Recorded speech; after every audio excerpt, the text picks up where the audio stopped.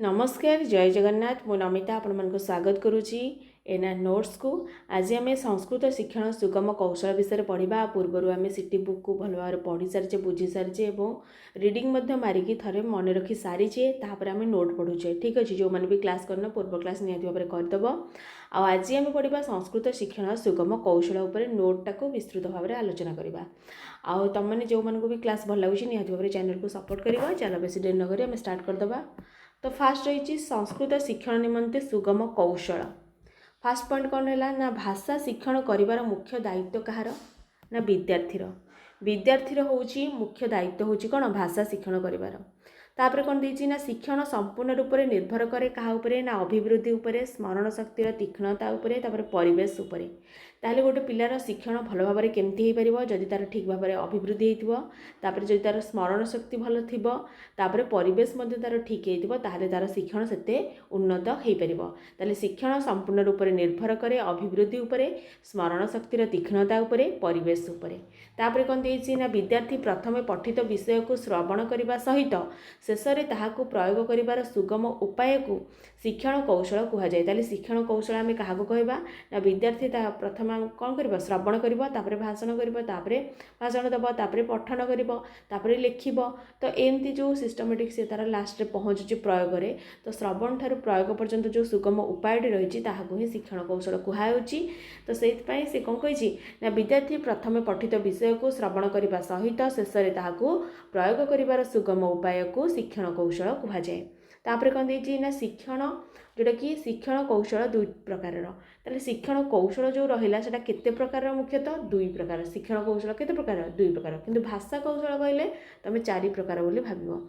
ठीक अच्छे ताले शिक्षण कौशल जदि कहिछि ताले केते प्रकार दुई प्रकार कौन कौन गोटे होछि ग्रहणात्मक जहाँ माध्यम आम ग्रहण करे आ अभिव्यक्तात्मक जहाँ माध्यम आम निजर भावटा को अभिव्यक्त करे। तो ग्रहण करे क्या माध्यम ना श्रवण एवं पठन माध्यम अभिव्यक्त करे आम क्या माध्यम ना भाषण एवं लिखन माध्यम। ताहले शिक्षण कौशलटा मुख्यतः भाव में माने केते प्रकार दुई प्रकार। गोटे होछि ग्रहणात्मक आ गोटे होछि अभिव्यक्तात्मक। ग्रहणात्मक होछि श्रवण पठन आ अभिव्यक्तात्मक होछि कोन भाषण एवं लिखन। तापर नेक्स्ट पॉइंट देला कोन ना देछि शिक्षण प्रणाली। शिक्षण प्रणाली मध्ये केते प्रकार ना दुई प्रकार। शिक्षण प्रणाली केते प्रकार दुई प्रकार कौन कौन ना गोटे होछि मौखिक प्रणाली आ गोटे होछि लिखित प्रणाली। मौखिक माने कोन ना श्रवण एवं भाषण। श्रवण गोटे मौखिक प्रक्रिया भाषण मध्ये गोटे मौखिक प्रक्रिया। तो श्रवण एवं भाषण होछि मौखिक प्रणाली आ लिखित प्रणाली होछि कोन ना पठन एवं लिखन। ठीक अछि तापर देखिबा तापर कौन देछि ना क्रम अनुसार जो भाषा कौशलटा होछि कोन चारि प्रकार। तो क्रम अनुसार केमिति ना फास्ट होछि श्रवण तापर होछि भाषण तापर होछि पठन तापर होछि लिखन। ठीक अछि तापर आम देखिबा श्रवण कौशल। श्रवण कौशल माने अमृत ग्रहण कौशल क्या कहुए ना ये श्रवण कौशल को कहुए। आम ए श्रवण कौशल जोटा कि आमर भाषा कौशल फास्ट से आम पढ़ा। फास्ट आम श्रवण करवा तो श्रवण विषय जाना चल ना कर्णद्वय माध्यम ध्वनि ग्रहण प्रक्रिया को श्रवण कौशल कहुए। ताले श्रवण कौशल क्या कहुए ना कर्णद्वय माध्यम ध्वनि ग्रहण करने प्रक्रिया को कौन श्रवण कौशल बोली कहुए। ताले कर्णद्वय माध्यम ध्वनि ग्रहण करने प्रक्रिया को श्रवण कौशल कहुए। तापर कौन देछि ना श्रवणर परवर्ती प्रक्रिया होछि अर्थावबोधात्मिक शक्ति। जितेबाला आम श्रवण कर सारे तार परवर्ती प्रक्रिया कौन हम ना अर्थावबोधात्मिक शक्ति। यहाँ मध्य क्वेश्चन पड़े श्रवणर परवर्ती प्रक्रिया कौन ना अर्थावबोधात्मिक शक्ति। तापर कौन देछि श्रवण द्वारा कौन हुए यथार्थ भाव में अर्थबोध कार्य समाहित होता है।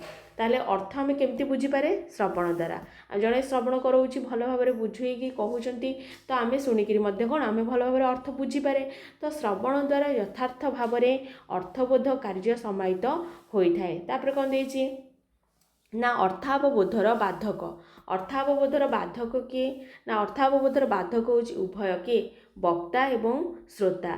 जदि आम जड़े श्रवण माने जड़े कहउछन्ति वक्ता ताले आम शुणिला बेले माने जदि किसी बाधा सृष्टि होछि आम ठीक भाव बुझी पारने ताले एथिपाई दायी किए ना उभय वक्ता भी दायी आउ श्रोता मध्य दायी माने शिक्षक भी जदि किसी कथा कहउछन्ती छात्रटी बुझी पारुनी ताले शिक्षक सेतिरे दायी छात्र मध्य सेतिरे दायी किंतु मुख्य भाव में शिक्षक दायी मुख्यतः माने अधिक कहा उपर निर्भर करे ना वक्ता उपर ठीक अच्छे।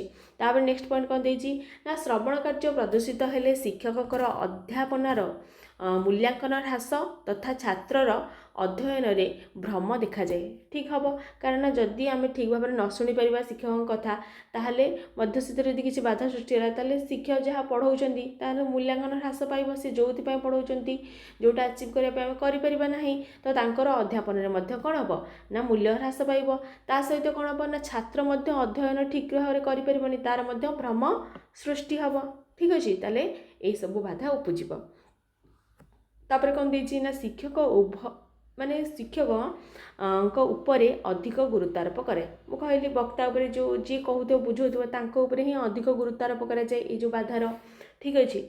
चल सी जब चाहे निजे मैनेज करेंगे सबकि तो चल देखा टोटाली कौन केतोटी भ्रम रही ना टोटाली आमर 7टी भ्रम रही कौन श्रवण कौशल 7टी बाधा रही कौन कौन ना शिक्षक अधिक शिक्षक अधिक गुरुत्व तमें से 5टा रही आउे 2टा रही कौन छात्रर तो 5टा कौन कौन देछि ना 5टा देछि पारिपार्श्विक अवस्था ठीक अच्छे फास्ट तापर आंचलिक प्रभाव तापर कौन देछि ना बाह्य भाषार प्रभाव तापर देछि शारीरिक अक्षमता तापर कौन देछि ना प्रशिक्षणर अभाव ठीक अच्छे।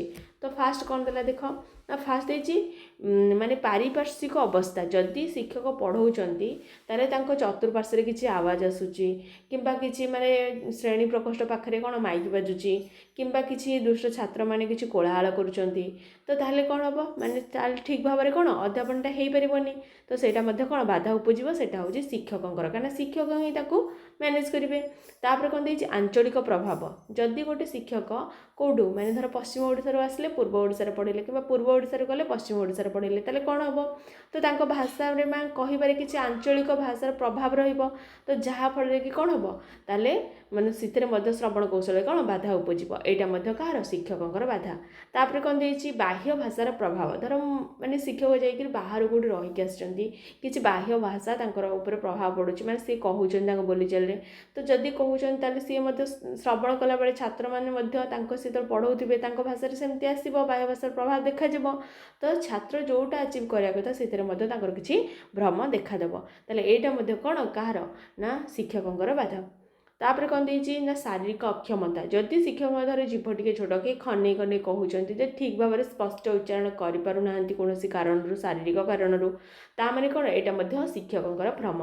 तापर कौन रही ना माने प्रशिक्षण अभाव प्रशिक्षण अभाव है यहाँ प्रशिक्षण अभाव ताले कौन हम ना प्रशिक्षण अभाव जदि आम बीएड टाइम ठीक भाव प्रशिक्षण नहीं नथिबा पिला मानू केमती बुझेबा केमती गोटे सिस्टमेटिक आम जीवा जमती पिलाटी बुझीपर ताहले कौन हम ना से कौन भ्रम देखादेव ताहले एटा 5टा हूँ कौन शिक्षकंर भ्रम गोटे हूँ पारिपार्श्विक अवस्था आउ गोटे हूँ आंचलिक प्रभाव आउ गोटे हूँ बाह्य भाषार प्रभाव आउ गोटे हूँ शारीरिक अक्षमता तापर आउ गोटे हूँ कौन प्रशिक्षणर अभाव। तापर छात्रर मध्य किसी दोष रही कौन रही भ्रम रही कौन रही से बाधा ना रही अज्ञानता छात्र मध्य जानी गोटे विषय टोटाली भी ताहले कि धर आज छात्र माने शिक्षक पढ़ाउछंती से पूर्व पाठ माने पूर्व पाठ से पढ़ीनी पूर्व क्लास रे से आसीनी ताहले पूरा टोटाली अज्ञानता ताको टोटाल जाना नहीं तो सी मध्य ठीक भाव में श्रवण कले बुझी पारिबो नहीं तो तार किसी मध्य अज्ञानता रहउची एटा होची छात्रर भ्रम।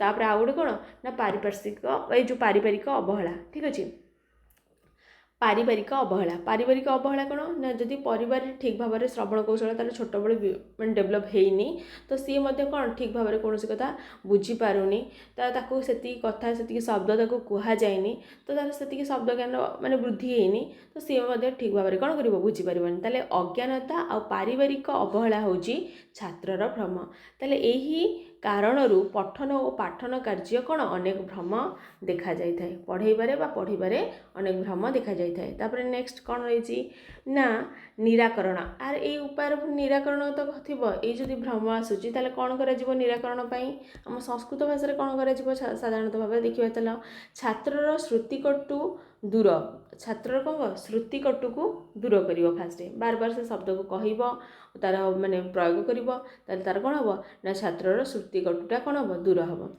तापर कौन देछि ना छात्र संस्कृत भाषार उच्चारण रे परिलक्षित शब्दावलीर पुनः पुनः निराकरण ठीक अच्छे छात्र संस्कृत भाषार उच्चारण रे संस्कृत भाषा साधारणतः उच्चारण कला बेले स्पष्ट भाव में कही हुए बेले बेले पाठर पशेनि तो एमती सब विभिन्न प्रकार समस्या देखा जाए संस्कृत उच्चारण शब्द उच्चारण कला बेले तो छात्र मानकर संस्कृत भाषार उच्चारण रे परिलक्षित शब्दावलीर पुनः पुनः बार बार कौन उच्चारण करके तार निराकरण करवा तापर शिक्षक शुद्ध उच्चारण यदि शिक्षक ठीक भाव में शुद्ध उच्चारण करेंगे तार छात्र मैंने कौन शुद्ध उच्चारण करने प्रेरित हेबे तापर कौन देछि ना मनस्तात्विक दृष्टि उभयों मध्य कौन हम भारसाम्यर सुरक्षा मनस्तात्विक दृष्टि कौन हम उभयों मध्य भारसाम्यर सुरक्षा रहा दरकार शिक्षक और छात्र मध्य तापर कौन देछि ना पारिदर्शित भ्रमर संशोधन करी प्रयोगर बारंबार अभ्यास करवा ताले पारिदर्शित भ्रमर संशोधन करके आम बार बार प्रयोग करवा कले आमर कौन से भ्रम गुड़िक दूरीभूत होता है तापर कौन देछि ना ध्वनितत्व विषय यथोचित ज्ञान आहरण और वितरण तथा युक्ताक्षर स्पष्ट भाव उच्चारण फल छात्रर श्रुतिकटु दूर मान रुहे ना दूर हो जाए ठीक अच्छे ताले ध्वनितत्व विषय यथार्थ ज्ञान आहरण करवा ध्वनितत्व विषय आम कौ वर्ण को केमी उच्चारण करा से जो ध्वनितत्व विषय आमको यथाचित ज्ञान आहरण करने पड़ो ता वितरण करवा ठीक अच्छे तापर संयुक्ताक्षर स्पष्ट भाव में उच्चारण संयुक्ताक्षर जो रही तार स्पष्ट भाव में आम उच्चारण करवा फल कौन हम छात्र श्रुतिकटु रहा ठीक अच्छे ताले से कौन देला ना ध्वनितत्व विषय रे यथोचित ज्ञानर आहरण और वितरण तथा युक्ताक्षर स्पष्ट भाव उच्चारण फल छात्रर श्रुतिकटु हुए नाही तापर कौन देछि ना मुख्यतः संस्कृत शिक्षण रे ताले मुख्यतः आम संस्कृत शिक्षण रे कौन करवा ना संस्कृत शिक्षण मुख्यतः हर्ष दीर्घ प्लुत वर्णर यथार्थ उच्चारण आम हर्ष दीर्घ प्लुत को आम यथार्थ भाव में कौन करवा उच्चारण करवा तापर कौन अल्प प्राण महाप्राण आदि भेदरे उच्चारण ताले अल्प प्राण महाप्राण आदि भेदरे कौन करवा आम उच्चारण करवा तापर कौन देछि नासिका अनुनासिक भेदरे वर्णर उच्चारण करवा नासिक को वर्ण अनुनासिक कोटा ता भेदरे मध्य आम कौन करवा उच्चारण करवा तापर कौन देछि ना संयुक्त बा अनुसार विसर्ग आदि वर्णर स्पष्टोक्ति उपरे गुरुत्व प्रदान करागले छात्रटी क्रमशः शुद्ध श्रवण पठन लेखन कार्य करने को समर्थ हुए ठीक अच्छे ताले छात्रटी कौन होगा ना संयुक्त जो वर्णगुड़िक बा अनुसार विसर्ग आदि वर्णर स्पष्टोक्ति उपरे स्पष्ट उक्ति केमती भाव में ठीक भाव उच्चारण कर गुरुत्व प्रदान करागले छात्रटी क्रमशः शुद्ध श्रवण पठन लेखन कार्य करने को समर्थ हुए ठीक अच्छे तापर देखा आम श्रवण कौशल प्रक्रियार दुईटी मुख्य अंग रही ताले कौन कौन रही श्रवण माने कौशल प्रक्रियार दुईटी मुख्य अंग देखा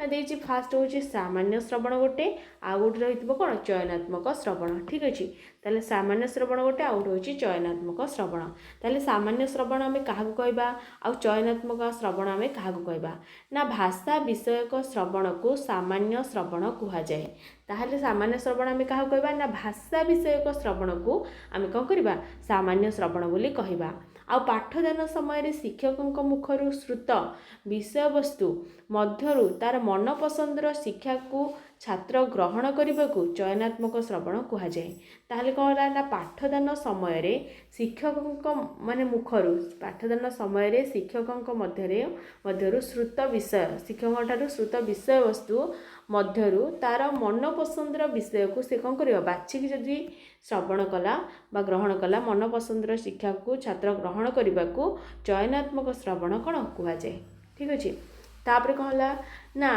सामान्य श्रवण ठीक अच्छे सामान्य श्रवण एबे देखिबा सामान्य श्रवण कौन माने सामान्य श्रवण को कौन आम जानीदे सामान्य श्रवण कौन ना भाषा विषयक श्रवण को सामान्य श्रवण कहुए तो यही सामान्य श्रवण हूँ कौन 5 प्रकार केते प्रकार 5 प्रकार देखिबा कौन कौन रही ना 5 प्रकार सामान्य श्रवण हूँ गोटे हूँ पर्याप्त श्रवण आउ गोटे हूँ कौन शांतचित श्रवण आउ गोटे हूँ कौन ना आउ गोटे हूँ एकाग्र श्रवण पर्याप्त श्रवण ठीक अच्छे तापर हूँ कौन शांतचित श्रवण तापर हूँ कौन एकाग्र श्रवण तापर कौन है ना एकाग्र श्रवण पर रही कौन ना रही अनौपचारिक श्रवण तापर बाधाहीन श्रवण गोटे गोटे देखा कौन केमती रही सब ना देख फास्ट देती कौन ना फास्ट देती सामान्य श्रवण पांच प्रकार माने विभाग अच्छी तार पांचटी भाग विभक्त कराई गोटे हूँ फास्ट पर्याप्त श्रवण आम देखा पर्याप्त श्रवण क्या कहवा ना पर्याप्त श्रवण आम क्या कहवा ना गोटे विषय को बहुबार ओ उत्तम भाव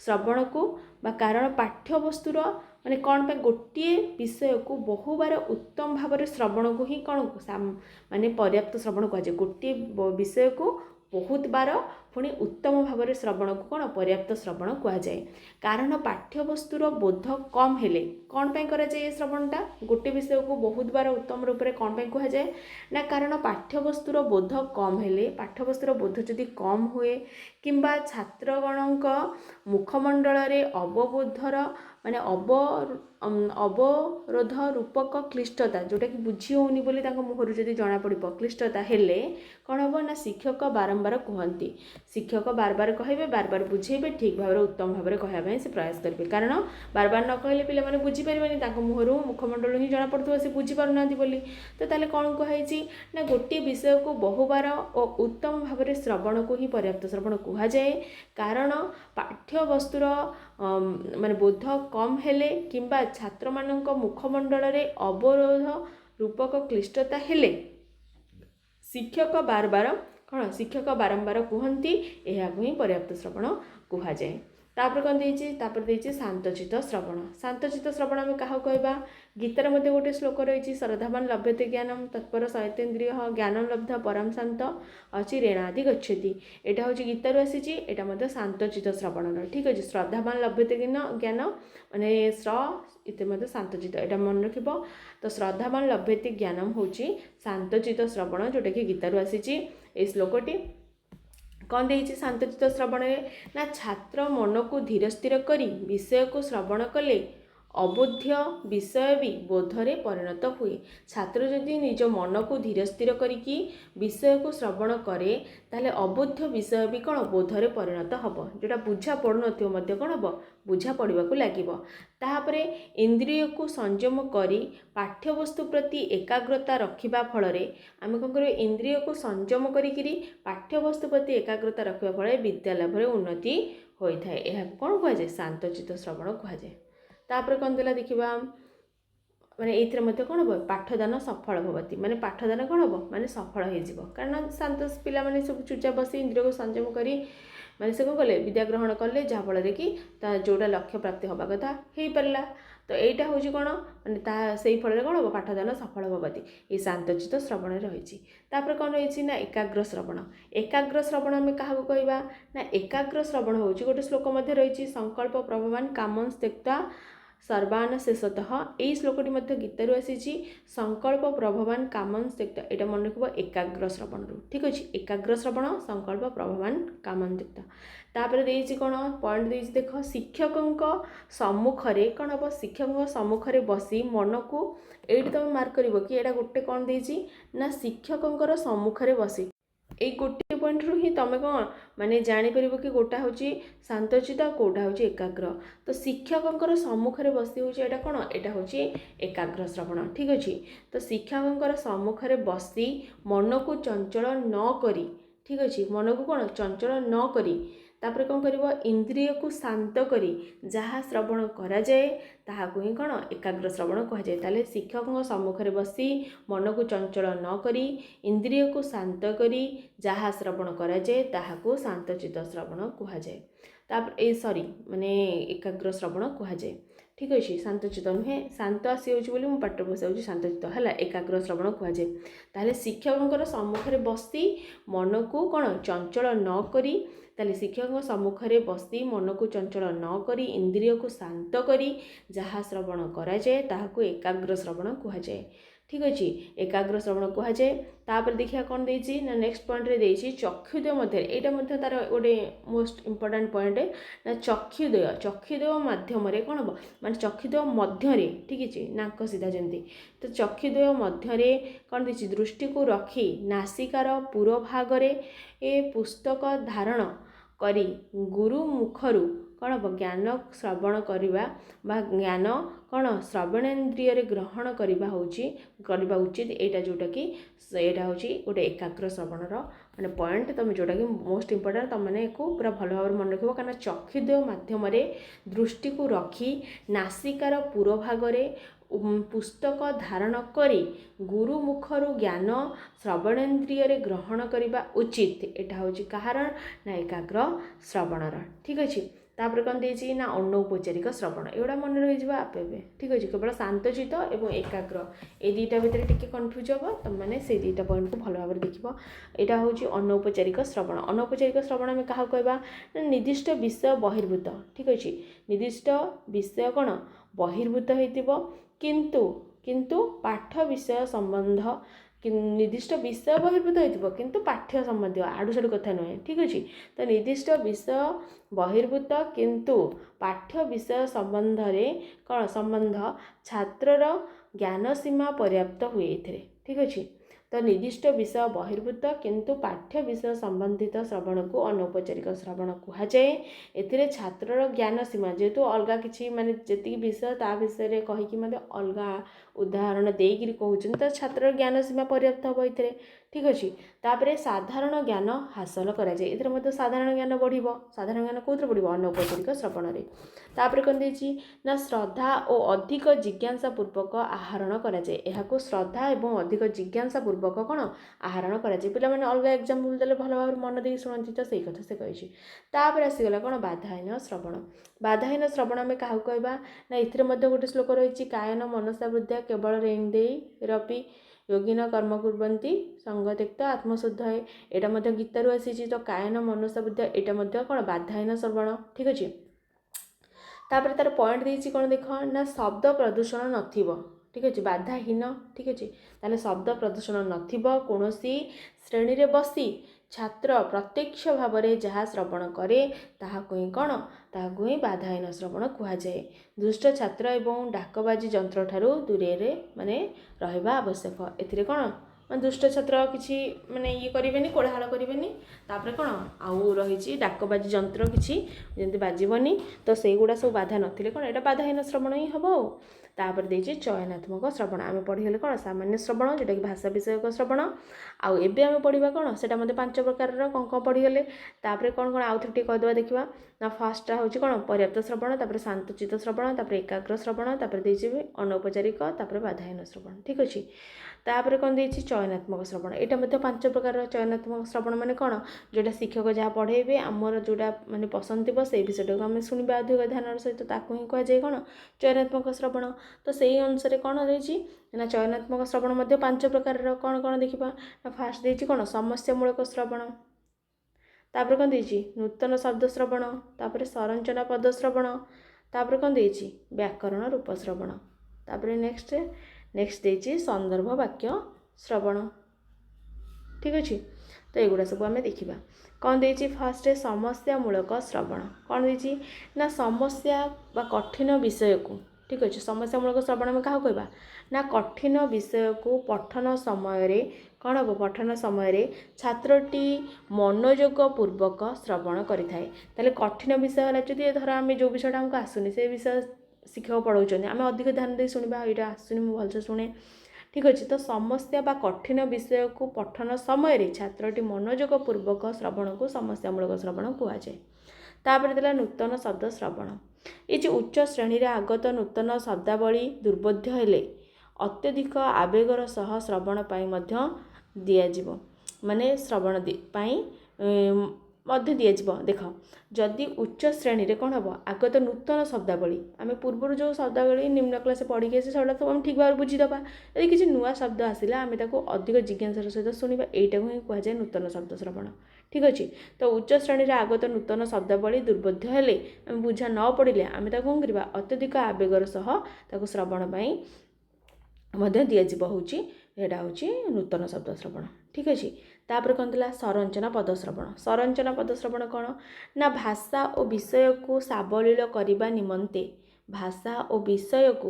ବିଷୟକୁ ସାବଲୀଳ କରିବା ନିମନ୍ତେ କେବଳ ମାନେ ଭାଷା ଓ ବିଷୟକୁ ସାବଲୀଳ କରିବା ନିମନ୍ତେ କେତେକ ଜ୍ଞାତ ପଦ ପ୍ରୟୋଗ ବିଷୟରେ ପୂର୍ବରୁ ଛାତ୍ର ଧ୍ୟାନ ଦେଇ ନଥାଏ। ଠିକ୍ ଅଛି। ଭାଷାକୁ ସାବଲୀଳ କରିବା ପାଇଁ ସୁନ୍ଦର କରିବା ନିମନ୍ତେ କେତେକ ଜ୍ଞାତ ପଦର ପ୍ରୟୋଗ ବିଷୟରେ ପୂର୍ବରୁ ଛାତ୍ର ଧ୍ୟାନ ଦେଇନଥାଏ। ତାପରେ କ'ଣ ହୁଏ ନା ଆବଶ୍ୟକ ପଡ଼ିଲେ ଆବଶ୍ୟକ ଦୃଷ୍ଟିରୁ ସେହି ପଦଗୁଡ଼ିକର ବ୍ୟବହାର ଓ ପଦାବ୍ୟାକୃତି ଲକ୍ଷ୍ୟ କରି ସ୍ଥଳ ବିଶେଷରେ ତଦନୁରୂପ ନୂତନ ପଦ ରଚନା କରିବାକୁ କ'ଣ କୁହାଯାଏ? ସଂରଚନା ପଦଶ୍ରବଣ କୁହାଯାଏ। ଆଉ ଥରେ କହିଦେଉଛି, ସଂରଚନା ପଦଶ୍ରବଣ କାହାକୁ କହିବା ନା ଭାଷା ଓ ବିଷୟକୁ ସାବଲୀଳ କରିବା ନିମନ୍ତେ କେତେକ ଜ୍ଞାତ ପଦର ପ୍ରୟୋଗ ବିଷୟରେ ପୂର୍ବରୁ ଛାତ୍ର ଧ୍ୟାନ ଦେଇ ନଥାଏ। ଆବଶ୍ୟକ ଦୃଷ୍ଟିରୁ ସେହି ପଦଗୁଡ଼ିକର ବ୍ୟବହାର ଓ ପଦବ୍ୟାକୃତି ଲକ୍ଷ୍ୟ କରି ସ୍ଥଳ ବିଶେଷରେ ତଦନୁରୂପ ନୂତନ ପଦ ରଚନା କରିବା ହେଉଛି ସଂରଚନା ପଦ ଶ୍ରବଣ। ତାପରେ କ'ଣ ଦେଇଛି ନା ତାପରେ ଦେଇଛି ବ୍ୟାକରଣ ରୂପ ଶ୍ରବଣ। ଠିକ୍ ଅଛି। ବ୍ୟାକରଣ ରୂପ ଶ୍ରବଣ ଦେଇଛି। ପ୍ରାଥମିକ ସ୍ତରରେ ସଭାରେ କ'ଣ ହେବ ନା ପ୍ରାଥମିକ ସ୍ତରରେ ସଭାସରେ ଶବ୍ଦ ଯେଉଁଟାକି କ'ଣ ହୁଏ ନା ଧାତୁ ରୂପ ଶବ୍ଦ ରୂପ ଆମେ କ'ଣ କରିବା ପ୍ରାଥମିକ ସ୍ତରରେ ପିଲାମାନଙ୍କୁ କ'ଣ କରିବା ଶବ୍ଦ ରୂପ ଧାତୁ ରୂପ ସଠିକ୍ ପ୍ରୟୋଗ ଉପରେ ଧ୍ୟାନ ଦିଆଯାଏ ନାହିଁ ବା ଦିଆଯାଇ ନଥାଏ। କାହିଁକି ନା ପିଲାମାନେ ଜାଣିପାରିବେ ଶବ୍ଦ ରୂପ ଧାତୁ ରୂପ କଲେ ତାଙ୍କୁ କଠିନ ଲାଗିବ। ଠିକ୍ ଅଛି। ଦିଆଯାଇନଥାଏ। ପ୍ରତ୍ୟେକ ବ୍ୟାକରଣ ନିୟମ ଅନୁସାରେ ସାଧନ ନ କରି କେବଳ ନରଃ ବୃକ୍ଷଃ ମୃଗଃ ଆଦି ଗୁରୁମୁଖରୁ ଶ୍ରବଣ କରି ପ୍ରୟୋଗ କରିବା ହେଉଛି କ'ଣ ବ୍ୟାକରଣ ରୂପ ଶ୍ରବଣ। ଠିକ୍ ଅଛି। ତାହେଲେ ପ୍ରାଥମିକ ସ୍ତରରେ ସଭାସରେ ଶବ୍ଦ ବା ଧାତୁ ସଠିକ୍ ପ୍ରୟୋଗ ଉପରେ ଧ୍ୟାନ ଦିଆଯାଏ ନାହିଁ। ପ୍ରତ୍ୟେକ ବ୍ୟାକରଣ ନିୟମ ଅନୁସାରେ ସାଧନ ନ କରି ନରଃ ବୃକ୍ଷଃ ମୃଗଃ ଆଦି ଗୁରୁମୁଖରୁ ଶ୍ରବଣ କରି ପ୍ରୟୋଗ କରିବା ହେଉଛି କ'ଣ ବ୍ୟାକରଣ ରୂପ ଶ୍ରବଣ। ତାପରେ ଆସିଲା ଲାଷ୍ଟ ପଏଣ୍ଟଟା କ'ଣ ନା ସନ୍ଦର୍ଭ ବାକ୍ୟ ଶ୍ରବଣ। ଠିକ୍ ଅଛି। ସନ୍ଦର୍ଭ ବାକ୍ୟ ଶ୍ରବଣ ଆମେ କାହାକୁ କହିବା ନା ବିଷୟବସ୍ତୁ ଆଲୋଚନା ସମୟରେ କ'ଣ ହେବ ଶିକ୍ଷକ ଶ୍ଲୋକ ବା ଆପ୍ତବାକ୍ୟ ଗୁଡ଼ିକର ଉଦାହରଣ ପ୍ରଦାନ କରିଥାନ୍ତି। ଛାତ୍ରଟି ତାହାକୁ ନିଜ ଖାତାରେ ଲେଖି ମୁଖସ୍ଥ କରି ସେହି ବାକ୍ୟର ପୂର୍ଣ୍ଣ ମାତ୍ରାରେ ଓ ଆଂଶିକ ପଦର ପ୍ରୟୋଗ କରିଥାଏ। ଠିକ୍ ଅଛି। ଯେଉଁଗୁଡ଼ିକ ସାର୍ମାନେ ସବୁ ଦେଇଥାନ୍ତି ବା ଭଲ ଭଲ କଥା କହିଥାନ୍ତି ତାକୁ କୋଟେସନ୍ ହିସାବରେ ଲେଖିବା ପାଇଁ କୁହାଯାଇଥାଏ। ଆମେ ତାକୁ ସମ୍ପୂର୍ଣ୍ଣ ଘୋଷିକି ମନେ ରଖି ଦେଇଥାଏ। ବେଳେବେଳେ ବି ସମ୍ପୂର୍ଣ୍ଣ ମନେ ପଡ଼େନି ଆଂଶିକ ରୂପରେ ବି ତାକୁ ଆମେ ଲେଖିଦିଏ ଆମେ ଯେତେବେଳେ ଆମ ଏକ୍ଜାମ୍ରେ। ତ ସେଇଗୁଡ଼ିକୁ ହିଁ ସନ୍ଦର୍ଭ ବାକ୍ୟ ଶ୍ରବଣ କୁହାଯାଉଛି। ଯେଉଁଟାକି ବିଷୟବସ୍ତୁ ଆଲୋଚନା ସମୟରେ ଶିକ୍ଷକ ଶ୍ଲୋକ ଏଇଟା ମୋଷ୍ଟ ଇମ୍ପୋର୍ଟାଣ୍ଟ ଶ୍ଲୋକ ବା ଆପ୍ତବାକ୍ୟ ଗୁଡ଼ିକ କ'ଣ ଉଦାହରଣ ପ୍ରଦାନ କରିଥାନ୍ତି। ଛାତ୍ରଟି ତାକୁ ନିଜ ଖାତାରେ ଲେଖି ମୁଖସ୍ଥ କରି ସେହି ବାକ୍ୟର ପୂର୍ଣ୍ଣ ମାତ୍ରାରେ ବା ଆଂଶିକ ପଦର ପ୍ରୟୋଗ କରିଥାଏ ତାହାକୁ ହିଁ କ'ଣ କୁହାଯାଏ ସନ୍ଦର୍ଭ ବାକ୍ୟ ଶ୍ରବଣ। ତାପରେ ଦେଖିବା ନେକ୍ସଟ କ'ଣ ଦେଇଛି ନା ଭାଷଣ କୌଶଳ। ଏବେ ଆମର ସେକେଣ୍ଡ କୌଶଳଟା ଆସିଲା କାରଣ ଆମେ ଶ୍ରବଣ କୌଶଳ ଏବେ ସାରିଦେଲେ। ଏବେ ଆମେ ଭାଷଣ କୌଶଳ ପଢ଼ିବା। ଭାଷଣ କୌଶଳ ଆମେ କାହାକୁ କହିବା ଦେଖ ନା ଭାଷଣ କୌଶଳ ଦେଖ ଫାଷ୍ଟ ପଏଣ୍ଟ କ'ଣ ଦେଇଛି ନା ଭାଷ୍ୟତେ ଇତି ଭାଷା। ତାହେଲେ ଭାଷ୍ୟତେ ଇତି ଡ୍ୟାସ୍ ନା ଭାଷା ମାନବର ଭାବକୁ ଅଭିବ୍ୟକ୍ତ କରିବାରେ ଭାଷା ହିଁ ପ୍ରଧାନ ମାଧ୍ୟମ। ମାନବର ଯେଉଁ ଭାବ ରହିଛି ତାକୁ ଅଭିବ୍ୟକ୍ତ କରିବାରେ ଭାଷା ହେଉଛି କ'ଣ ପ୍ରଧାନ ମାଧ୍ୟମ। ତାପରେ କ'ଣ ଦେଲା ନା ମୌଖିକ ରୂପ ପରିମାର୍ଜିତ ହୁଏ। ବାଲ୍ୟକାଳରୁ ଅଭ୍ୟସ୍ତ ଦ୍ୱାରା ପ୍ରାଥମିକ ସ୍ତରରୁ ଭାଷଣର ବିକାଶ କରିବା ସର୍ବାଦୌ ବାଞ୍ଛନୀୟ। ତାହେଲେ ମୌଖିକ ରୂପ ପରିମାର୍ଜିତ ହୁଏ କେବେ ନା ବାଲ୍ୟକାଳରୁ ଅଭ୍ୟାସ କରିବା ଦ୍ୱାରା। ଠିକ୍ ଅଛି। ତ ପ୍ରାଥମିକ ସ୍ତରରେ ଭାଷଣର ବିକାଶ କରିବା ସର୍ବାଦୌ ବାଞ୍ଛନୀୟ।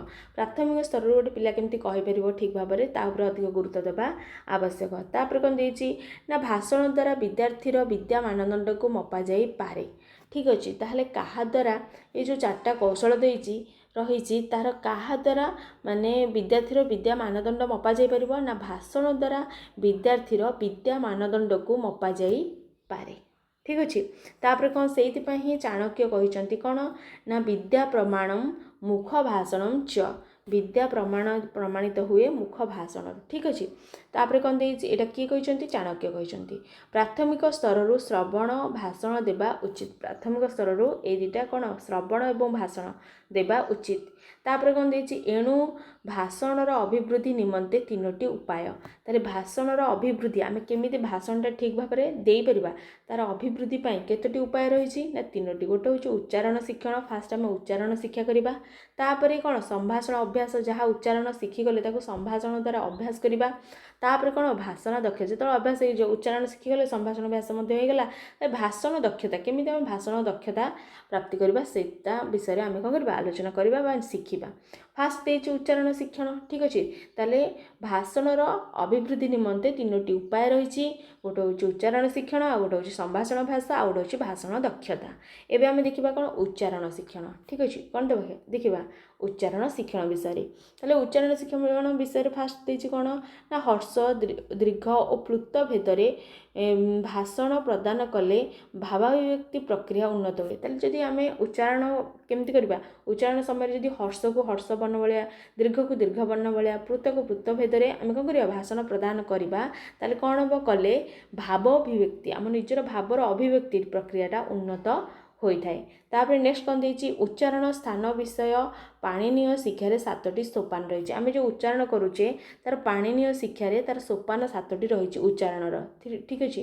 कौन रही चल देखा ना उच्चारण स्थान विषय पाणिनीय शिक्षार कौन रही 7टी सोपान रही। से सोपान फास्ट पॉइंट कौन हो ना उच्चारण पूर्वर आत्मा स्वकीय बुद्धि बल शब्द जानीपर। फास्ट पॉइंट रे से कौन कर ना उच्चारण पूर्वर माने कौन कर आत्मा स्वकीय बुद्धि बल कौन कर ना शब्दटी को जानीपर। तापर सेकेंड स्टेप रे कौन हम ना अर्थ ज्ञान हेबा परे प्रकाश करने को मन को प्रेरणा करे। ताले अर्थ ज्ञान हेबा परे प्रकाश करने से कौन मन को प्रेरणा करिबा आत्मा, ठीक अच्छे। तापर थर्ड पॉइंट कौन कर ना तापरे मन कायाग्नि बा नाभीर उपरी भाग स्थित को प्रेरण करे। तारे मन कौन कर कायाग्नि को प्रेरण कर। तापर कौन हम फोर्थ पॉइंट रे तापर देछि कायाग्नि रे पहुँची कौन अग्नि शरीर रे वायु संचार करे। कायाग्नि रे पहुँचला परे अग्नि कौन हम शरीर रे वायु संचार करिबो। तापर कौन हम ना वायु हृदय रे विचरण करी, वायु कौन हम ना हृदय रे विचरण करी स्वतः ध्वनि को उत्पन्न करे। स्वतः कौन करिबो ध्वनि को उत्पन्न करिबो। ताले वायु हृदय रे विचरण करिकिरी स्वतः ध्वनि को कौन करिबो उत्पन्न करिबो। तापर कौन हम तापर वायु मूर्धा भागरे बाधा पाई विभिन्न मुखावयव जति कि नासिका हो, जिह्वा हो, दंत हो प्रभृति को प्रेरण बा प्रेषण करे। ताले तापर कौन हम ना तापर वायु मूर्धा वयवरे बाधा प्राप्त विभिन्न मुखावयव नासिका, जिह्वा, दंत प्रभृति को प्रेषण करे। ताले तापर कौन हम ना वायु मूर्धा भागरे बाधा पाइकिरी से विभिन्न मुखावयव जमती कि नासिका हो, जिह्वा हो, दंत हो प्रभृति को प्रेषण करे। तापर कौन हम ना तापर 7 बा लास्ट पॉइंट रे शेषरे मुखरू वायुर निष्क्रमण हेबा समय रे वर्णगुड़िक वाणी रूप नहीं मुख्यतः प्रकाशित होइथांती। तापर कौन हम शेषरे ना शेषरे मुखरू वायुर निष्क्रमण हेबा समय रे मुखरू जो वायुर निष्क्रमण हम वर्णगुड़िक कौ रूप ने ना वाणी रूप नहीं मुख्यतः प्रकाशित होइथांती, ठीक अच्छे। तापर कौन दिला तापर देछि वायु मुखावयवरे आघात प्राप्त हो जो वर्णाकृति रे उच्चारित हुअन्ति ताहाकु ही वाणी रूप कहन्ति। ताले वाणी रूप आम क्या कहबा ना वाणी रूप क्या कहबा ना वायु मुखावयवरे आघात प्राप्त होई वायु जो मुखावयवर आघात प्राप्त हम जो वर्णाकृति रे उच्चारित हुअन्ति जो वर्णाकृति से उच्चारित हम ताहाकु ही वाणी रूप बोली कहन्ति। से बाणी हूँ 4 प्रकार। गोटे हूँ परा, आ गोटे हूँ पश्यंती, आ गोटे हूँ मध्यमा, आ गोटे हूँ वैखरी। एबे आमे सब बाणी विषय टिके जानिबा कारण क्वेश्चन पड़ुची। तो ब्रह्मस्वरूपा का बाणी ना पराबाणी, ठीक अच्छे। ब्रह्मस्वरूपा किए पराबाणी, सरस्वती किए पराबाणी, तापर मूलधारा वर्ण वर्णर मूलधारा किए ना पराबाणी, मूल बाणीर उद्गम स्रोत किए ना पराबाणी, तापर बाणीर प्रथम रूप पराबाणी, बाणीर प्रथम रूप किए पराबाणी, तापर देछि अभिरूप मूलधारात एटा मध्य पराबाणीर एटा अलंकार कौस्तुभरे कुहाइछि। तापर कौन देछि पश्यंतीर सेमती पॉइंट रही। पश्यंती प्रकाश मान जी किए पश्यंती, सूक्ष्म रूप कहार पश्यंतीर, तापर देछि वर्णगुड़िक विभागीकरण होई न थाए कहार वर्णगुड़िक विभागीकरण होई नथिबो किहार पश्यंतीर, ठीक अच्छे। तापर कौन देछि ना पराबाणी मध्यरु पराबाणी मध्यमा मध्यरु परे माने मध्यमा रूपरे पराबाणी कौन ये जो मध्यमा रूपरे बा परमा तटस्थ भाव बहन करी पश्यंती रूप को बहन करे ताले पराबाणी कौन हुए पराबाणी मध्य कौन करे ना तटस्थ भाव बहन करी पश्यंती रूप को बहन करी थाए। तापर कौन देछि अभिभागातु अभिभागातु किए किए विभागीकरण न हुए नहीं पश्यंती। तापर प्रकाश रूपा किए ना ये पश्यंती। तापर कौन मुनि ऋषि माने ग्रहण करती एटा मते मोस्ट इंपोर्टेंट पॉइंट मुनि ऋषि माने को बाणी को व्यवहार करती ना ये पश्यंती बाणी को व्यवहार करथांती किए मुनि ऋषि माने। तापर कौन देछि ना सत्य संकल्प स्वरूपा किए मध्यमा सत्य संकल्प स्वरूपा आम मध्यमा बाणी विषय पढ़ा सत्य संकल्प स्वरूपा हूँ किए मध्यमा। तापर कौन रही ना पश्यंती एवं वैखरी मझिरे किए ना ये मध्यमा अवस्थान करथाए। तापर कौन देछि अनुपात क्रम प्राणवृत्ति को अतिक्रमण करिथाए कि अनुपात क्रम ना ये मध्यमा। तापर कौन देछि अंतः संकल्प स्वरूप किए ना ये मध्यमा। क्रम रूपानुपातनी किए क्रमारूपानुपातनी ये मध्यमा। प्राणवृत्ति मतिक्रम किए प्राणवृत्ति मतिक्रम ना ये मध्यमा बाग प्राणवृत्ति मतिक्रम मध्यम बाग प्रवर्तते ठीक अच्छे एटा मध्यमा। तापर देछि वैखरी लास्ट वैखरी कौन रही ना पराबाणी वैखरी रूपरे प्रकटित हुए ताले पराबाणी वैखरी रूपरे कौन प्रकटित हुए। तापर कौन देछि नेक्स्ट देछि कौन देछि वर्ण समूहर उच्चारित रूप प्रकाशित होई थाए ताले कौन वर्ण समूहर उच्चारित रूपटी प्रकाशित होई थाए कोठी ए वैखरी माध्यम रे। तापर कौन देछि स्थानेषु विवृते ज्ञेय एटा मध्य कोठु आसी एटा वैखरी रो। तापर देछि प्रकट रूपा किए वैखरी प्रकट रूपाटा मन रखिबा मोस्ट इंपोर्टेंट वैखरी मु टिके निके किछि भी छाड़नी ठीक अछि। तापर देछि वर्ण वर्गीकरण ठीक अछि वर्णर वर्गीकरण कराइछि केमति कोन हेछि चलो देखिबा वर्णर वर्गीकरण देछि शिवसूत्र बा माहेश्वर सूत्र अनुसार शिवसूत्र अन्य नाम कोन माहेश्वर सूत्र बा माहेश्वर अन्य नाम कोन शिवसूत्र ताले शिवसूत्र बा माहेश्वर सूत्र अनुसार 42 टी वर्ण रहिछि हम संस्कृत रे ठीक अछि। तापर कौन देछि देखिबा ना वेद रे किंतु 63 बा 64 वर्ण रही संस्कृत रे ठीक अच्छे वेद अनुसार 63 बा 64 किंतु माहेश्वर सूत्र अनुसार 42 वर्ण रही ह को 2 थर कले 43 वर्ण हो जिवो। तापर कौन देछि स्वर वर्ण होछि हमर साधारणतः 9टी व्यंजन 25टी अंतस्थ वर्ण 4टी तापर उष्म वर्ण रही 4टी तापर ओडिया रे किंतु 49टी वर्ण रही ठीक अच्छे। तापर कौन देछि वर्णर उच्चारण आधार को दृष्टि रखी 5 प्रकार ताले ये वर्ण को उच्चारण आधार को दृष्टि रखिकी केते प्रकार 5 प्रकार ताले वर्ण उच्चारण माने वर्णर कौन उच्चारण आधार को दृष्टि रखी 5 प्रकार रही कौन स्वर भेद रही तापर कौन काल भेद रही तापर कौन उच्चारण स्थान भेद रही तापर आभ्यंतर प्रयत्न रही तापर बाह्य प्रयत्न रही ठीक अच्छे 5 प्रकार रही वर्णर उच्चारण आधार को दृष्टि रखिकी उच्चारण आधार को दृष्टि रखी ठीक अच्छे। तापर स्वर भेद आम देखा स्वर भेद कौन कौन ना स्वर भेद होची गोटे होची माने स्वर वर्ण रो भेद होची कौन कौन ना उच्चता और निम्नता को आधार करी ये जो स्वर भेदटा केमती हेची ना उच्चता एवं निम्नता ये दुईटा को आधार करिकरी हेची कौन स्वर भेद कौन कौन ना उदात्त अनुदात्त स्वरित ठीक अच्छे। ये वर्णर उच्चता और निम्नता को आधार करी उच्चेरु दात्त नीचेरु अनुदात्त समाहार स्वरित ठीक अच्छे। वर्णर उच्चारण उच्चता और निम्नता को आधार करी स्वर भेद 3टी उदात्त अनुदात्त स्वरित। तापर कौन देछि ना काल भेद ठीक अच्छे काल भेद केमती हेछि ना समय को आधार करिकरी ठीक अच्छे माने केते बेल समय पर्यंत आम गोटे वर्ण को उच्चारण कर ताकू आधार करिकरी हेछि काल भेद। एटा मध्य 3 बार व्यक्त कराइछि गोटे होछि हर्ष आउट होछि दीर्घ आउट होछि प्लुत ठीक अच्छे हर्ष दीर्घ प्लुत होछि काल भेद उदात्त अनुदात्त स्वरित होछि कौन स्वर भेद जोटा कि कौन उच्चता और निम्नता को आधार करी हेछि। तापर नेक्स्ट कौन रही ना उच्चारण स्थान साधारणतः भाव में केतोटी ना 10टी 10टा उच्चारण स्थान रही उच्चारण स्थान ठीक अच्छे। कौन कौन से 10टा उच्चारण स्थान प्रकार गुड़िक देखा कंठ तालु मूर्धा दंत ओठ औष्ठ तापर नासिका तापर कौन देछि कंठ तालु कंठोष्ठ दंतोष्ठ इभावणम एगुड़ा सब कौन एटा हूँ 10टा उच्चारण स्थान रही।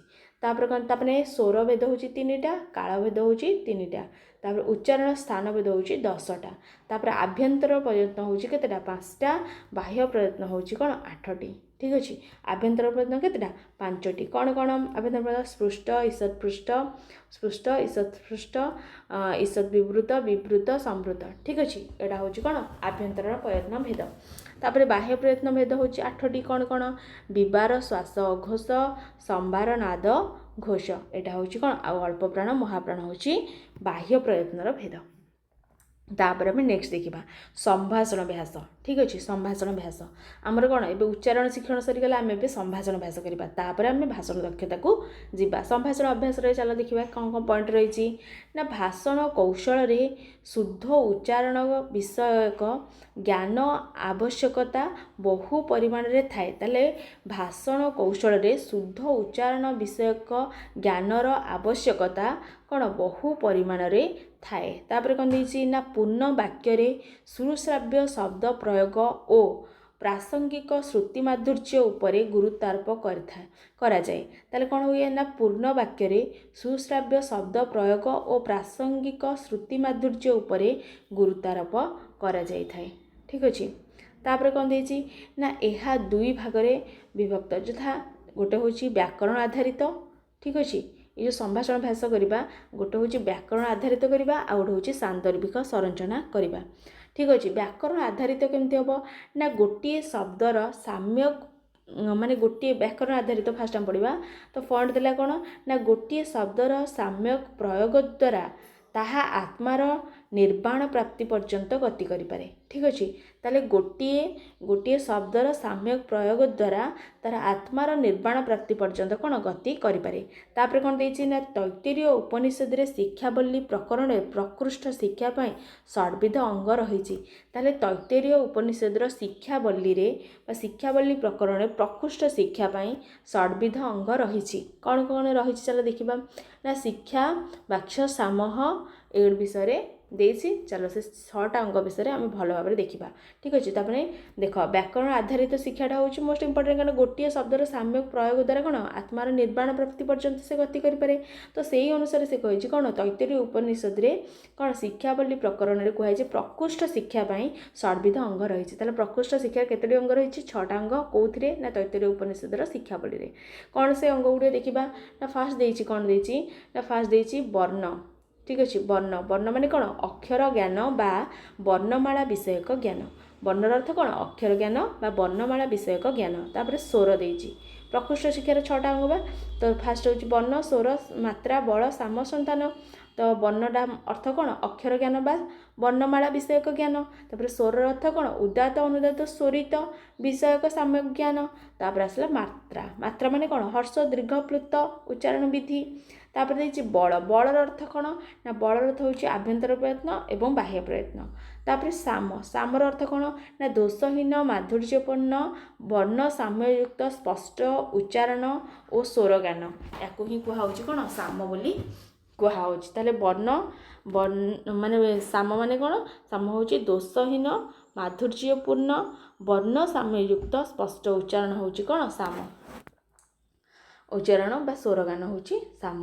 तापर देछि संतान। संतान अर्थ कौन ना संतान अर्थ हूँ संतान बा संततिर अर्थ हूँ वाक्यर साहित्य वाक्यर साहति माने वाक्यर संहति है। ठीक अच्छे। ये टी बढ़ीगला कौन वाक्यर संहति आसक्ति सन्निधि तापर योग्यता परक। ठीक अच्छे। ताले कौन देछि संतान आम क्या कहबा ना संतान बा संततिर अर्थ हूँ वाक्यर संहति तापर आसक्ति तापर सन्निधि और योग्यता परक हूँ कौन यहाँ हूँ संतान। तापर कौन देछि ना सांदर्भिक संरचना। एवं व्याकरण आधारित गला तो सेटा गला कौन देछि व्याकरण आधारित तापर देछि सांदर्भिक संरचना। एवं आम देखा सांदर्भिक संरचना। सांदर्भिक संरचना आम क्या कहबा ना देख ना कौनसी प्रकरणगत विषय को आधार करी प्रसंग क्रमे वाक्य प्रयोग होची कौन सांदर्भिक संरचना। कौनसी गोटे प्रसंग को आम माने दुईटा जो रहा आमर संभाषण अभ्यास करवा गोटे हूँ व्याकरण आधारित आ गोटे हूँ सांदर्भिक संरचना व्याकरण आधारित पर्टिकुलर व्याकरण सब केमी माने प्रकृष्ट शिक्षा पूरा ग्रामाटिकाल को लेकर मुख्य उद्देश्य देकर आम संभाषण अभ्यास करवा आउ सांदर्भिक माने कौन जड़े जड़े कहते ग्रामर को बेसी गुरुत्व देना तुम कथाभाषा तुम भावटा को केमती ठीक भाव में तुम प्रेजेंट कर अन्य जन केमती बुझे तापर अधिक गुरुत्व दियो तुम प्रसंग उपर गुरुत्व दियो यहाँ हूँ कौन सांदर्भिक संरचना कौन प्रकरणगत विषय को आधार करी प्रसंग क्रमे वाक्य प्रयोग करवा हूँ कौन सांदर्भिक संरचना तापर कौन देती ना विषय वस्तु को बोधगम्य माने विषय वस्तु को बोधगम्य हेबा परी शब्द संयोजना बा आलंकारिक प्रयोग सूक्ति वाक्य सहित शुद्ध उच्चारण को गुरुत्व दि जाए ताले कौन हुए ये ना विषय वस्तु को बोधगम्य विषय वस्तु पर मेन फोकस हुए ठीक अच्छे विषय वस्तु को बोधगम्य हेबा परी शब्द संयोजना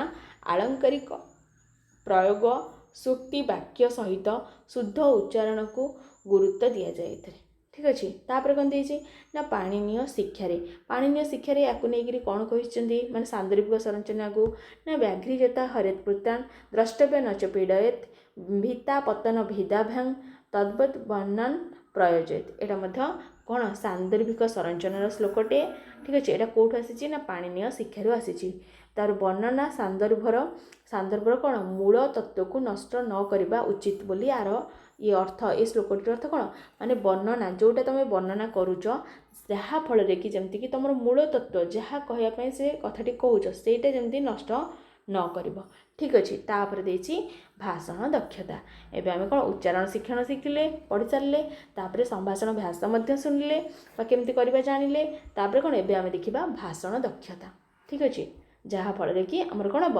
माने भाषण कौशल डेभलप हो पार लास्ट स्टेज तापर देखा लास्ट स्टेज कौन भाषण दक्षता ना संभाषण पर्याय पर शिक्षक और विद्यार्थींकर भाषण दक्षता उपर गुरुत्व दि जाए ताले संभाषण अभ्यास से शिखिगले उच्चारण शिक्षण फास्ट शिखिले तापर संभाषण अभ्यास शिखिगले तापर कौन करबा ना संभाषण पर्यायर पर शिक्षक और विद्यार्थींकर भाषण दक्षता उपर गुरुत्व दि जाए तापर कौन हुए ना सभा मंडलर गुणावली सभा मंडलर गुण रही केतेटा तीनिटा सभा केमती मंडन हम बा सभा केमती सुंदर लगे तार तीनोटी गुण रही कौन कौन रही ना रही कि फास्ट हूँ सुमधुर स्वर तापर हास्य बदन तापर नाट्याभिनय माध्यम प्रसंग उपस्थापन करवा हूँ कौन सभा मंडनर तीनटा गुण कौन मधुर स्वर माने सभा ठिया व्यक्तिर कौन मधुर स्वर होता दरकार हास्य बदन से माने ठीक भाव में कौत रागिक एमती आड़चन एमती करके न कहीकि माने कौन तार हास्य बदन होपर कौन नाट्य अभिनय सी जो कहूँ तार अंगभंगी टिके थिबो तो ताहले कौन हम से सभा मंडन कर तो सभा मंडन तीनटा गुण रही गोटे हूँ सुमधुर स्वर हास्य बदन तापर नाट्याभिनय माध्यम माने प्रसंगर उपस्थापन यहाँ हूँ सभामंडल तीनटा गुण तापर देछि कौन उत्तम वक्तार चारोटी गुण रही उत्तम वक्ता जी कहूँ तार चारोटी गुण रही कौन कौन रही चारोटी गुण ना प्रकृति यस्य कल्याणी ठीक अच्छे प्राकृतिक परिस्थितिर आनुकूल्य तापर कौन देछि ना दंतोष्ठ यस्य शोभना यार दांत ओठर सौंदर्य थी तापर कौन देछि प्रगल्भश्च माने अति वाक् चातुर्य तापर कौन देछि विनीतश्च विनय भाव ठीक अच्छे ये सब थिबा दरकार तापर कौन देला नेक्स्ट देछि भाषण प्रदान कला बेले कौन हम ना भाषण प्रदान कला बेले श्लोक माध्यम उदाहरण देवा श्रेणी गृह को मंडन करें ताले जो आम भाषण दौचे जदि मझे मझे गोटे श्लोक कहीदेले ताले कौन हम श्रेणी गृह को सेटा मंडन कर कौन देछि से अनुसार कहुई श्री भट्ट केदारनाथ भाषा सानुसार विसर्गान्तो दीर्घयुक्त परंश्चर्य वापान्ते तस्व वक्रौ ज्ञेयो अन्यो मातृक लुचुहु एटा वृत्त रत्नाकर कहुई किए कहते श्री भट्ट केदारनाथ कहते तापर आसला वाग्मिता वृद्धि मार्गत्रय आम जो वाग्मिता तार वृद्धि केमती हो पार वाग्मी हो पारे केमती भल भाव में तार मार्गत्रय तीनटा मार्ग रही फास्ट कौन रही ना मानसिक भारसाम्य सुरक्षा ठीक अच्छे मानसिक भारसाम्य सुरक्षा आम कर दरकार ठीक अच्छे केमती कौन तार पॉइंट देख ना स्वकीय भाषा शब्दावली उत्पन्न होगाकू ତାତ୍ତ୍ୱିକ ଜ୍ଞାନ ନୂତନ ପଦ ସୃଷ୍ଟି କରିବାର ମାନସିକତା ଯଥାର୍ଥ ପଦ ପ୍ରୟୋଗର ଦକ୍ଷତା ହିଁ ମୁଖ୍ୟ କାରଣ ଦକ୍ଷତା ହୋଇ ତାର ମୁଖ୍ୟ କାରଣ ରହିଛି। କ'ଣ କ'ଣ ନା ଦେଖ, ମାନସିକ ଭାରସାମ୍ୟ ସୁରକ୍ଷା କେମିତି ହେବ ନା ସ୍ୱକୀୟ ଭାଷାରେ ଶବ୍ଦାବଳୀର ଉତ୍ପନ୍ନ କେମିତି, ମୁଁ ଯଦି କହିଲା ବେଳେ ତାପରକୁ କ'ଣ କହିବି ସେ ଶବ୍ଦାବଳୀର ଉତ୍ପନ୍ନ କରିପାରୁଥିବି, ତାହେଲେ ତାପରେ କ'ଣ ହେବ, ଏହାକୁ ତାତ୍ତ୍ୱିକ ଜ୍ଞାନ ନୂତନ ପଦ ସୃଷ୍ଟି କରିବାର ମାନସିକତା, ଆଉ ଠିକ୍ ଭାବରେ ଆମ ନୂତନ ପଦ କେମିତି ସୃଷ୍ଟି ହେବ ତାର ମଧ୍ୟ ମାନସିକତା ରହିବା ଦରକାର। ଯଥାର୍ଥ ପଦ ପ୍ରୟୋଗ, କେତେବେଳେ କେଉଁ ପଦଟାକୁ ପ୍ରୟୋଗ କରିବି, ଠିକ୍ ଜାଗାରେ ଠିକ୍ ପଦଟାକୁ ପ୍ରୟୋଗ କରିବି, ଦକ୍ଷତା ହିଁ ହୋଇଥାଏ ମୁଖ୍ୟ କାରଣ। ଠିକ୍ ଅଛି, ମାନସିକ ଭାରସାମ୍ୟ ସୁରକ୍ଷାର ମୁଖ୍ୟ କାରଣ ହେଉଛି ଏମିତି। ତୁମେ ମାନସିକ ଭାରସାମ୍ୟଟାକୁ ସୁରକ୍ଷା କରିବ କେମିତି ତାପରେ କହିଲା ବେଳେ କେମିତି କେଉଁ ଶବ୍ଦ ଠିକ୍ ଜାଗାରେ କହିପାରିବ, ତା ଦେହରେ ମଧ୍ୟ ତୁମ ସୁରକ୍ଷା ରହିଥିବା ଦରକାର। ତ ବାଗ୍ମିତା ବୃଦ୍ଧି ପାଇଁ ତାପରେ ତୁମେ କ'ଣ ବାଗ୍ମୀ ହେଇପାରିବ, କାରଣ ତାପରେ ତୁମ ଜ୍ଞାନ ଆସିବ। ନହେଲେ ତ ଭାଷଣ କଲାବେଳେ ତୁମେ ପଦେ କହିଥିବ ଠିଆ ହେଇଥିବ ଏମିତି ହେଉଥିବ। ତ ସେଇଥିପାଇଁ ସେ କ'ଣ ଅଛି, ବାଗ୍ମିତା ବୃଦ୍ଧି ପାଇଁ ମାର୍ଗ 3ଟା ରହିଛି। ଫାଷ୍ଟ ହେଉଛି ମାନସିକ ଭାରସାମ୍ୟ ସୁରକ୍ଷା, ଯଥା ସ୍ୱକୀୟ ଭାଷାରେ ଶବ୍ଦାବଳୀର ଉତ୍ପନ୍ନ ହେବାକୁ ତାତ୍ତ୍ୱିକ ଜ୍ଞାନ ନୂତନ ପଦ ସୃଷ୍ଟି କରିବାର ମାନସିକତା ଯଥାର୍ଥ ପଦ ପ୍ରୟୋଗର ଦକ୍ଷତା ହିଁ ହୋଇଥାଏ ମୁଖ୍ୟ କାରଣ। ତାପରେ ଏହାର ମୁଖ୍ୟ କାରଣ ତାପରେ କ'ଣ ଦେଇଛି ନା ତାପରେ ନେକ୍ସଟ ଦେଇଛି ନା ପତ୍ର ପତ୍ରିକା ଯେମିତିକି କେମିତି ହେଇପାରିବ ତୁମର ଏଇଟା ବାଗ୍ମିତା ବୃଦ୍ଧି, ମାନେ ଶବ୍ଦ ଗୋଟେ ପରେ ଗୋଟେ କେମିତି ଆସିବ ତୁମର ନା ପତ୍ର ପତ୍ରିକା ଧର ତୁମେ ପଢ଼ୁଥିବ, ପୁରାଣ ଆଦି ଗ୍ରନ୍ଥର ଉପଲବ୍ଧି ନୀତି ଶିକ୍ଷା ଚାରିତ୍ରିକ ମୂଲ୍ୟବୋଧ ସମ୍ପନ୍ନ ଗଳ୍ପ ଗୁଡ଼ିକୁ ସ୍ମରଣ ରଖି କେମିତି ହେବ, ତୁମେ ଦେଖ ଶବ୍ଦବଳୀ ଗୁଡ଼ାକ କେମିତି ଆସିବ ଆମ ପାଖକୁ। ଆମେ ଯଦି ପତ୍ରପତ୍ରିକା ପେପର ପଢ଼ୁଥିବା ଡେଲି ଆମ ଶବ୍ଦ ଜ୍ଞାନ ବୃଦ୍ଧି ପାଇବ। ତା ସହିତ ଯଦି ନୀତି ଶିକ୍ଷା କି ଚାରିତ୍ରିକ ମୂଲ୍ୟବୋଧର ସମ୍ପନ୍ନ କିଛି ଗଳ୍ପ ଗୁଡ଼ିକ ପଢ଼ୁଥିବା ସ୍ମରଣ ରଖିଥିବା, ଆମେ ବିଭିନ୍ନ ପ୍ରକାର ଏକ୍ଜାମ୍ପଲ୍ ଦେଇପାରିବା। ଆମ ପାଟିରେ ମାନେ କଥା କହିବାର ଶୈଳୀ ତାପରକୁ ସବୁ କ'ଣ କହିବି ଆମ ମନକୁ ପଳେଇ ଆସିବ ଅଟୋମେଟିକ୍। ତ ସେଇ ଅନୁସାରେ ପତ୍ରପତ୍ରିକା ପୁରାଣ ଆଦି ଗ୍ରନ୍ଥରେ ଉପଲବ୍ଧ ନୀତି ଶିକ୍ଷା ଚାରିତ୍ରିକ ମୂଲ୍ୟବୋଧ ସମ୍ପନ୍ନ ଗଳ୍ପ ଗୁଡ଼ିକୁ ସ୍ମରଣ ରଖି ସଦାସି ବାକ୍ପଟୁତା ବା ଶ୍ରେଣୀରେ କ'ଣ ହେବ ନା ଶ୍ରେଣୀରେ ଆମେ କ'ଣ କରିବା, ଯଦି ସଦାସି ବାକ୍ପଟୁତା ଆସିଯିବ ତା ପାଇଁ ବି ମଧ୍ୟ କ'ଣ କରିବାକୁ ପଡ଼ିବ ନା ଶ୍ରେଣୀରେ ଗୋଟେ ସପ୍ତାହରେ ଏକ ବାର ଗୋଟେ ପିରିୟଡ଼ କ'ଣ କରିବ, ତୁମେ ଭାଷଣ ପାଇଁ ଅଭ୍ୟାସ କରିବା ବିଧେୟ ନିହାତି ଅଭ୍ୟାସ କରିବା ଦରକାର ଶ୍ରେଣୀ, ଯେଉଁଥିରେ କି ପିଲାମାନଙ୍କର ଭାଷଣ ଦକ୍ଷତା ବୃଦ୍ଧି ପାଇପାରିବ। ତାପରେ ଦେଇଛି କ'ଣ ଧ୍ୱନିତତ୍ତ୍ୱ ସମ୍ବନ୍ଧୀୟ ଜ୍ଞାନ। ଫାଷ୍ଟ ରହିଲା କ'ଣ, ଫାଷ୍ଟ ପଏଣ୍ଟରେ ଆମେ ପଢ଼ିଲେ ମାନସିକ ଭାରସାମ୍ୟ ସୁରକ୍ଷା। ତାପରେ ଧ୍ୱନିତତ୍ତ୍ୱ ସମ୍ବନ୍ଧୀୟ ଜ୍ଞାନ, ଆମେ ଧ୍ୱନିର ମଧ୍ୟ ଠିକ୍ ଉଚ୍ଚାରଣ କରିବା ଦରକାର, କାରଣ ଶବ୍ଦ ସହିତ ସେ ଧ୍ୱନିଟା ଠିକ୍ ହେଇଥିବା ଦରକାର। ଯେମିତିକି ଧର ଆମେ କ'ଣ କରିବା ସକୁ କେମିତି ଉଚ୍ଚାରଣ କରିବା, ର ଳ ଲ ୟକୁ କେମିତି ଉଚ୍ଚାରଣ କରିବା, ଡ ଡ ଢ ଢ କେମିତି ଆମେ ତାକୁ ଉଚ୍ଚାରଣ କରିବା, ଉଚ୍ଚାରଣଗତ ପାର୍ଥକ୍ୟ ଜ୍ଞାନ ଥିବା ଦରକାର ଆମର। ତାପରେ କ'ଣ ଦେଇଛି ନା ଏତଦ୍ ଭିନ୍ନ ଟିଭି ଟେପ୍ ରେକର୍ଡ଼ ଆଦି ଅତ୍ୟାଧୁନିକ କ'ଣ ଆଧୁନିକ ଯନ୍ତ୍ରାବଳୀର ସାହାଯ୍ୟ ନିଆଯାଇପାରେ। କେମିତି ଟିଭିରେ ଉଚ୍ଚାରଣ କରୁଛନ୍ତି, କେମିତି ଟେପ୍ ରେକର୍ଡ଼ରେ ଆମେ ଶୁଣୁଛେ ଶବ୍ଦ ଗୁଡ଼ିକ, ତ ସେଇଟା ମଧ୍ୟ ଆମେ ଶୁଣିଲେ କ'ଣ ଆମର ଏଇ ଜ୍ଞାନଟା ବୃଦ୍ଧି ପାଇବ, ମାନେ ଧ୍ୱନିତତ୍ତ୍ୱ ବିଷୟରେ ଜ୍ଞାନଟା ସମ୍ବନ୍ଧୀୟ ଜ୍ଞାନଟା ବୃଦ୍ଧି ପାଇବ। ତାପରେ କ'ଣ ଦେଇଛି ପୁନଃ ପ୍ରୟାସ, ଏଗୁଡ଼ା ସିନା ଜାଣିଦେଲେ ତାପରେ ପୁନଃ ପ୍ରୟାସ ମଧ୍ୟ କରିବା। ଯଦି ସବୁ ଜାଣିଦେଇଥିବା କିନ୍ତୁ ପ୍ରୟାସ ଆମେ କରୁନଥିବା ତାହେଲେ ହେଇପାରିବନି। ତ ପୁନଃ ପ୍ରୟାସ ମଧ୍ୟ ରହିବା ନିତାନ୍ତ ଆବଶ୍ୟକ। କ'ଣ ପୁନଃ ପ୍ରୟାସ ଦେଖ, ପୁନଃ ପ୍ରୟାସ କଲେ କ'ଣ ହେବ ନା ଲଜ୍ଜା ଭୟ କମ୍ପିବା ଆଦି ସମସ୍ୟା ସଭା ମଞ୍ଚରେ ଦୂର କରିବା ପାଇଁ ବାରମ୍ବାର ଅଭ୍ୟାସ। ଦେଖ ତୁମେ ଯଦି ସଭା ମଞ୍ଚରେ ଛିଡ଼ା ହେଇଥିବ ଭୟ କରିବ, ଲଜ୍ଜା କରିବ, କମ୍ପିବାକୁ ଲାଗିବ, ପିଲା ପ୍ରାୟଙ୍କର ସେଇଆ ହୁଏ। ଯଦି ବାର ବାର ଅଭ୍ୟାସ କରିବ, ବାର ସଭାକୁ ଯିବ, ତୁମର ସେ ଭୟ ଛାଡ଼ିଯିବ। ତ ସେ ସେଇ କଥା କହିଛି, ପୁନଃ ଆମେ ଅଭ୍ୟାସ କରିବା। ଲଜ୍ଜା ଭୟ କମ୍ପିବା ଆଦି ସମସ୍ୟା ସଭା ମଞ୍ଚରେ କ'ଣ ଦୂର କରିବା ପାଇଁ ବାରମ୍ବାର ଅଭ୍ୟାସ ଆବଶ୍ୟକ। ଉତ୍ତମ ଓ ଉତ୍ସାହୀ ଶିକ୍ଷକଙ୍କ ଦ୍ୱାରା ଛାତ୍ରଛାତ୍ରୀ ମାନେ ବିଦ୍ୟାର୍ଥୀମାନେ କ'ଣ ହୁଏ ନା ଉତ୍ତମ ବାଗ୍ମୀ ହୋଇପାରିବେ। କାରଣ ଯାହାଫଳରେ ଯଦି ଶିକ୍ଷକ ଗୋଟେ ଉତ୍ସାହୀ ଥିବ, ସେ ବାର ପଠଉଥିବ, ଯାହା ତୁ ଦିଧାଡ଼ି କହିଲେ ହିଁ ତୋର ଡେଭଲପ୍ ହେବ, ତୁ କହିପାରିବୁ ଆଗକୁ, ବଢ଼ିଆ କହିଲୁ, ଏମିତି କହି ପ୍ରଶଂସା କରିବେ, ତାହେଲେ ଉତ୍ସାହୀ ଶିକ୍ଷକଙ୍କ ଦ୍ୱାରା ମଧ୍ୟ ଏଇ ଗୁଣଟା ଡେଭଲପ୍ ହେଇଥାଏ। ଠିକ୍ ଅଛି, ତ ଏଇଠି ଆମର ସରିଯାଇଛି କ'ଣ ମାନେ ଆମର ସରିଯାଇଛି ଶ୍ରବଣ ଏବଂ ଭାଷଣ ଦୁଇଟା କୌଶଳ ବହୁତ ଭଲ ଭାବରେ ସରିଯାଇଛି। ଆଉ ତାପରେ ଆମେ କ'ଣ କରିବା ନେକ୍ସଟକୁ ଆଉ ଦୁଇଟା କୌଶଳଟା ମାନେ ସାରିଦେବା। ତ ଆମର ନୋଟ୍ ଗୁଡ଼ିକ 3ଟା କ୍ଲାସ୍ ମୁଖ୍ୟତଃ ହେବ। ଫାଷ୍ଟ ଗୋଟେ କ୍ଲାସ୍ ସରିଯାଇଛି ବହୁତ କିଛି ମାନେ ଲଙ୍ଗ୍ ଭିଡ଼ିଓରେ। ତାପରେ କ'ଣ ଏବେ ଆମେ 2ଟା କୌଶଳ ପଢ଼ିଦେଲେ, ଗୋଟେ ହେଉଛି ପଠନ, ଏଇ ଯେଉଁ ଫାଷ୍ଟ କୌଶଳ କ'ଣ ଶ୍ରବଣ ଏବଂ ଭାଷଣ କୌଶଳ 2ଟା ପଢ଼ିଦେଲେ। ତାପରେ ନେକ୍ସଟ କ୍ଲାସ୍କୁ ଆମେ ପଠନ ଏବଂ ଲିଖନ କୌଶଳ ବିଷୟରେ ପଢ଼ିବା। ଯେଉଁମାନଙ୍କୁ ବି ପଢ଼ା ଭଲ ଲାଗୁଛି ବା ନୋଟ୍ ଭଲ ଲାଗୁଛି ନିହାତି ଭାବରେ ଚ୍ୟାନେଲକୁ ସପୋର୍ଟ କରିବ। ରହୁଛି, ନେକ୍ସଟ କ୍ଲାସ୍ରେ ଆମେ ପୁଣି ଆଉ ଥରେ ପଢ଼ିବା।